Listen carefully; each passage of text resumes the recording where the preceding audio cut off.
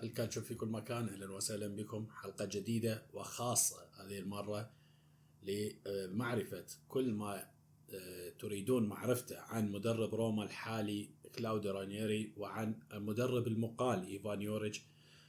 مثل ما نعرف قبل أيام وبعد مباراة بولونيا اللي هزم فيها روما هزيمة جديدة، إدارة نادي روما قامت بإقالة المدرب إيفان يوريتش لكي يستمر مسلسل التخبط بعد إقالة ديروسي في الجولة الرابعة. ها هو يوريتش يقال في الجولة الثالثة عشر، والاستعانة كالعادة بمدرب الطوارئ الذي أتى بالحب والعاطفة، خلينا نسميها كلاوديو رانييري، اللي عاد من الاعتزال. فبعد أقل من شهرين و 12 مباراة فقط فاز فيها يوريتش ب4 مناسبات وهزم في 5، وتعادل ب3 مباريات، ومستوى وأداء تنازلي خلينا نسميه. الكثير من المشاكل في غرف تبديل الملابس، الكثير من الخلافات مع بعض اللاعبين، تهميش بعضهم، إعطاء فرصة أكبر لمن لا يستحق. والأهم من هذا وذاك حتى اللحظة ونحن نسجل هذه الحلقة بعد إقالته بأكثر من 4 أيام، لم يشكره أي لاعب على أي منصة من منصات التواصل الاجتماعي. اليوم روما مستمر بمسلسل تغيير المدربين، وقام بتعيين السير كلاوديو رانييري. كلاوديو رانييري مدرب الطوارئ اللي أتى في 2009 ومدرب الطوارئ الذي أتى في 2019، واللي حسب ما يقول هو لا يمكن أن يقول لا لروما. روما نادي القلب، ونتأمل جميعا أنه يغير حال روما ويعيد إلى مراكز المنافسة. فروما بعيد جدا عن مراكز المنافسة، في مركز لا يليق به ولا يليق بعشاقه ولا يليق أساسا بالميركاتو الكبير الذي قام به روما. بالحديث عن كلاوديو رانييري يسعدنا ويشرفنا أنه نستقبل ضيف خاص ومميز جدا خاص ومميز جدا الحديث أكثر باستفاضة عن كلاوديو رانييري. اليوم نستضيف المؤثر على مواقع التواصل الاجتماعي محمد العجمي، الرومانيستا المعروف على موقع إكس، أو كما يعرفه أصدقاء سابقا بلقب مهمش. محمد العجمي، أهلا وسهلا بك ضيفا عزيزا على برنامج ملوك الكالتشو في استضافة أولى نتمنى أنها لا تكون الأخيرة. أولا وفي البداية وقبل كل شيء شكرا لك أخوي سيف على هذه الاستضافة الجميلة والمميزة من خلال منبر كبير ورائع مثل ملوك الكالتشو، اللي له بصمة واضحة بين مشجعين ومحبين الكرة الإيطالية. أتمنى أن يكون لقاء جميل خفيف، وأتمنى أن لا يكون التعاون الأخير، وبإذن الله تجمعنا لقاءات ومناسبات أخرى في قادم الأيام بإذن الله. شكرا جزيلا عزيزي محمد. بالحديث عن إدارة روما، لماذا كلاوديو رانييري يا محمد؟ كان هناك الكثير من الأسماء حسب الصحافة، الأسماء التي ذكر أنها أقصيت، اللي هي الأسماء المدربين الإيطاليين، وكذلك بعض الأسماء الأجنبية، تريزيتش، تينهاك، بوتر، لامبارد. لماذا رانييري بالذات في هذه المرحلة الحرجة؟ الإجابة على هذا السؤال يجب أن نتطرق إلى عدة عوامل وعدة نقاط رئيسية ومهمة توضح الفكرة والصورة كاملة لماذا كان على روما أن يختار كلاوديو رانييري. طبعا بعد النتائج السلبية وسلسلة الانهزامية التي كنا نراها في كل أسبوع من اللاعبين، وعدم انجذابهم إلى المدرب أو أسلوب المدرب أو الالتزام بتعاليم المدرب، كان من الطبيعي أن يقال إيفان يوريتش. ما هي الخطوة التي كان يجب على روما أن يتخذها ما بعد إيفان يوريتش؟ بعد مرور 12 جولة روما كان على موعد مع حدث مروع. أنت تتحدث عن فريق أو نادي بمعنى أصح تواجد على دكة بدلاء 4 مدربين خلال 10 أشهر لم يكملوا السنة، وهذه بحد ذاتها توصف لك مدى العشوائية التي يعيشها هذا النادي والمتمثل في الإدارة والملاك، أو عذرا يعني لا يوجد هناك إدارة لتولان. ففعليا إدارة نادي روما لا يوجد سوى فلورانجي سولفي المدير الرياضي، أو بالمعنى الحرفي مدير المنطقة التقنية. فكان طبيعي جدا في ظل هذا الفراغ تتوالى الإخفاقات، فكان على روما أن يتحرك لإنقاذ ما يمكن إنقاذه. ولكن في هذا التوقيت في شهر نوفمبر وقبل شهرين من انتهاء النصف الأول من الموسم، من هم المدربين المتاحين الذين ممكن أن يقبلوا بفكرة ومهمة تدريب روما في ظل هذه الفوضى والأمور المأساوية التي يعاني منها هذا النادي؟ كاسم ممكن ينتشر الفريق. طبعا الأسماء اللي ظهرت بالصحافة هي ماسيميليانو أليجري، موريتسيو ساري، فينشينزو مونتيلا، إريك تين هاج، فرانك لامبرد، بوتر، تيرزيتش. أسماء عدة وأسماء كثيرة، لكن لك أن تتخيل مدى المأساة التي يقبع فيها هذا النادي في مستنقع الفشل، أن كل هؤلاء المدربين رفضوا قبول عرض نادي. الرسالة المعبرة كانت من ماسيميليانو أليجري عندما عرض عليه دان فريدكن مهمة تدريب نادي روما. قال له حرفيا: شكرا لمسعاك في أن، يعني بما معناه شكرا لأن أنت فكرت أنك تتفاوض معي وتوقع معي، لكن أنا أعتذر. وهذه النقطة توضح لك أن المدرب رغم أنه أقيل، رغم أنه لا يملك أي عمل في أي نادي، إلا أنه لا يقبل بالمجازفة بسمعته وقبول فكرة تدريب نادي يغرق في الإحباط. فلماذا رانييري؟ رانييري لأنه كان هو الحل والشخص الوحيد المتاح الذي كان كعادته رجل المراحل الحرجة ورجل حالات الطوارئ. فكان لابد أن يقبل هذا فريق أحلامه، فريق طفولته، فريق مدينته،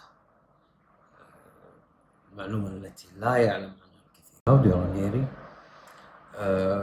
رومانو منذ الصغر، ولعب في جميع الفئات السنية، وتم تصعيده إلى الفريق الأول في نادي روما في عام 1972، أي قبل 52 سنة. حتى عندما توجه إلى التدريب كررها وقالها مرارا وتكرارا: حلم حياتي هو تدريب فريق قلبي وفريق طفولتي. حتى عندما حدثت حالة طوارئ قبل فورا بالتصريح الشهير عندما تناديني روما أنا لا أستطيع أن أقول لا. ورغم أن الموسم الماضي أعلن بشكل قطعي اعتزال تدريب الأندية والالتزام فقط بتدريب المنتخبات إن سنحت فرصة، لكن مع أول مكالمة من فريق طفولته الذي يحلم دائما بتدريبه قبل العرض وقع العقد، وصرح بالأمس أن روما لا يمكن لي أن أقول لها لا. وعندما اتصلت بي وهي في حالة طوارئ فهي تحتاجني وأنا لن أقول لا عندما تحتاجني روما. هذه الجزئيات تنقذ عائلة فريدكي لأنها تعيش مرحلة من العشوائية لا مثيل لها. أنت تتحدث عن 4 مدربين في سنة واحدة، أمر إذا لم تخن الذاكرة آخر ما حدث في 2004 مع برونو كونتي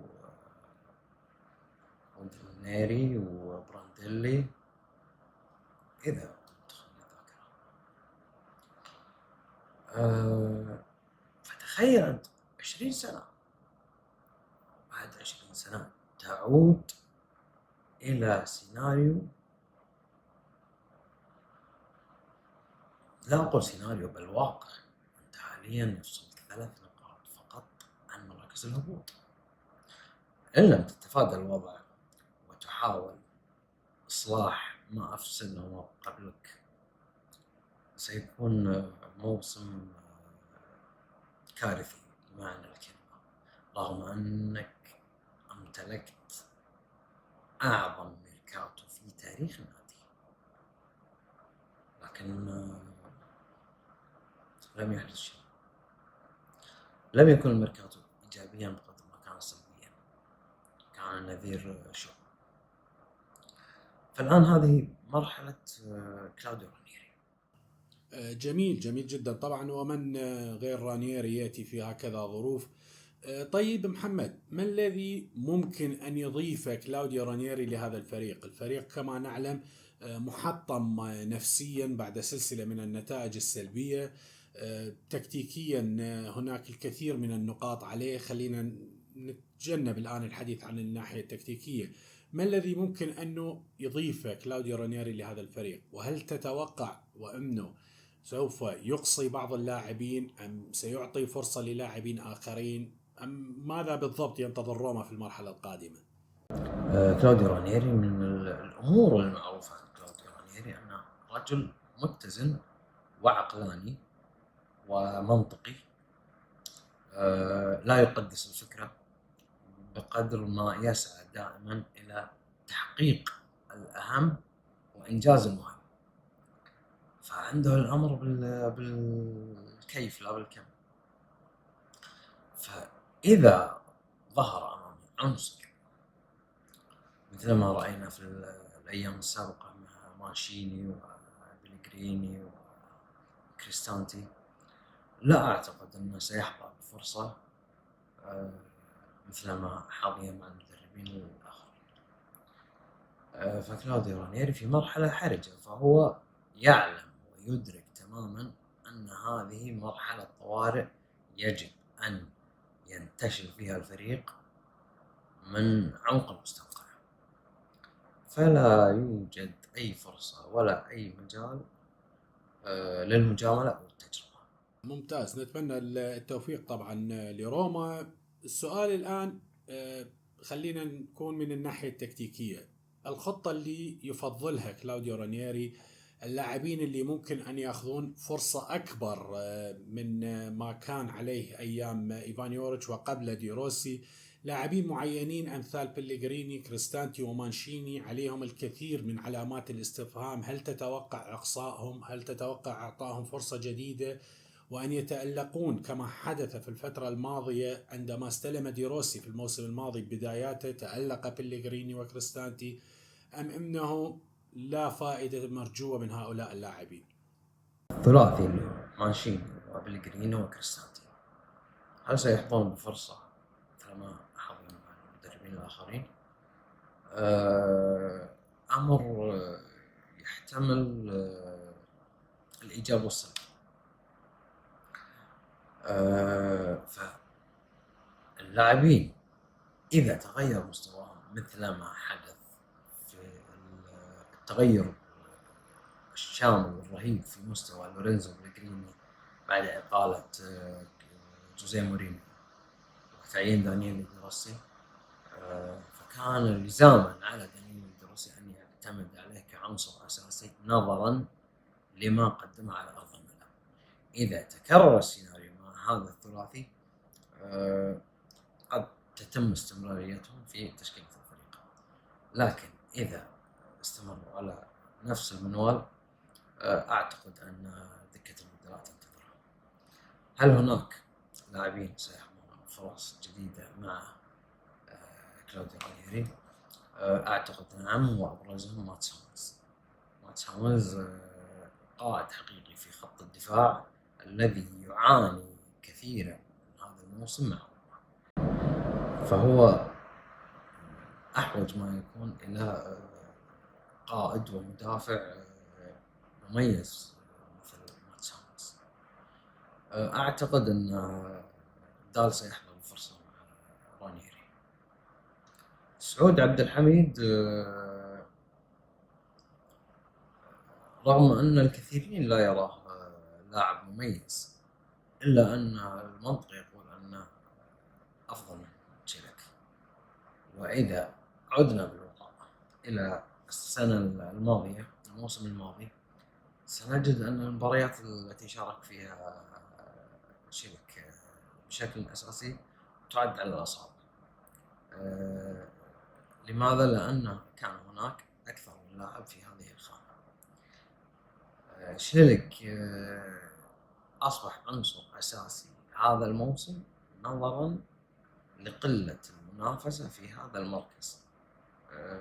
طبعا سعود عبد الحميد حتى لو كان أفضل من شيلك أو إمكانياته أفضل من شيلك، إلا أن الفارق الرهيب في الأمور التكتيكية بين الدوري السعودي والدوري الإيطالي يجعل المدربين يتخوفون من فكرة الاعتماد على سعود عبد الحميد، فلا يعلمون هل هو سيتأقلم مع الأسلوب التكتيكي وطريقة اللعب الإيطالية. فالأضمن هو شيلك أساسا يعطي ضمانات دفاعية رغم أنه سيء جدا هجوميا. هل سينقذ رانييري الموسم؟ إذا عدنا إلى جدول نادي روما في الكالتشيو سنجد أن آخر 8 جولات، آخر شهرين، مباريات دموية بمعنى الكلمة، وقد تكون المباراة السهلة الوحيدة ضد هيلاس فيرونا، ثم 7 مباريات سيلعب ضد ميلان، يوفي، لاتسيو، تورينو، أتلانتا. مباريات ستكون نقطة ستحدد موسم روما بشكل كبير، فيجب على كلاوديو رانييري أن يصل إلى هذا التوقيت وهذه النقطة في وضعية جيدة. إذا لم تتغير النتائج مع كلاوديو رانييري في المباريات المقبلة، أعتقد أننا سنشهد موسم كارثي بمعنى الكلمة، خصوصا أن أول 3 مباريات لكلاوديو رانييري ستكون ضد نابولي كونتي في ديغو مارادونا، ضد توتنهام في اليوروبا ليج، وضد أتلانتا. مباريات لا أعتقد أن روما سيكون الطرف الأقوى فيها. الموسم بشكل عام منتهي فعليا، إلا إذا كان رانييري أحدث معجزة.